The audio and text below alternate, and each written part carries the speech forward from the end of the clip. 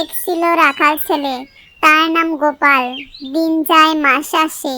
গোপালের কাজ বলতে ওই ভেড়ার পালকে চারণভূমিতে নিয়ে যাওয়া আর সূর্যাস্তের আগে ফিরিয়ে আনা।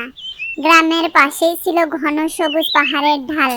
ভেড়াগুলো আপন মনে চরে বেড়াতো, আর গোপালের সময় কাটতো একঘেয়েমিতে। সারাদিন বসে থাকতে থাকতে একদিন তার মাথায় এলো এক দুষ্ট বুদ্ধি। নিছক মজা করার জন্য, গ্রামবাসীকে বোকা বানানোর জন্য সে হঠাৎ চেঁচিয়ে উঠল, বাঘ, বাঘ, বাঘ, বাঁচাও! আমার ভেড়া নিয়ে যাচ্ছে, বাঁচাও!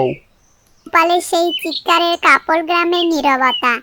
গ্রামের মানুষজন, পুরুষ নারী যুবা, সকলেই লাঠি শাবল যে যা পেল হাতে নিয়ে ছুটল পাহাড়ের দিকে। তাদের চোখে ভয় আর মনে রাখালকে বাঁচানোর তারা। কিন্তু কি দেখলো তারা? বাঘ না, শুধু দেখলো ভেড়ার পালের মাঝে দাঁড়িয়ে গোপাল হাসছে, হো হো করে হাসছে।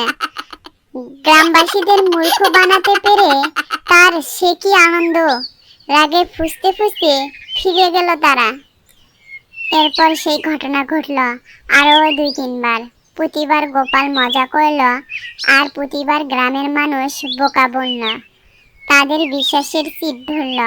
তারা ভাবল গোপালের কথা মানেই মিথ্যা। কিন্তু একদিন, হ্যাঁ সেদিন, পাহাড়ের গভীর জঙ্গল থেকে সত্যি একটি বাঘ বেরিয়ে এলো। হিংস্র দাঁত আর নখ নিয়ে ঝাঁপিয়ে পড়ল ভেড়ার পালের ওপর। ভয়ে গোপালের গলা শুকিয়ে কাঠ। সে এবার প্রাণপণে চিৎকার করল, বাঘ, সত্যি বাঘ, বাঁচাও! এবার সত্যি বাঘ! কিন্তু এবার গ্রামের কোনো মানুষ সাড়া দিল না। কেউ ছুটে এলো না।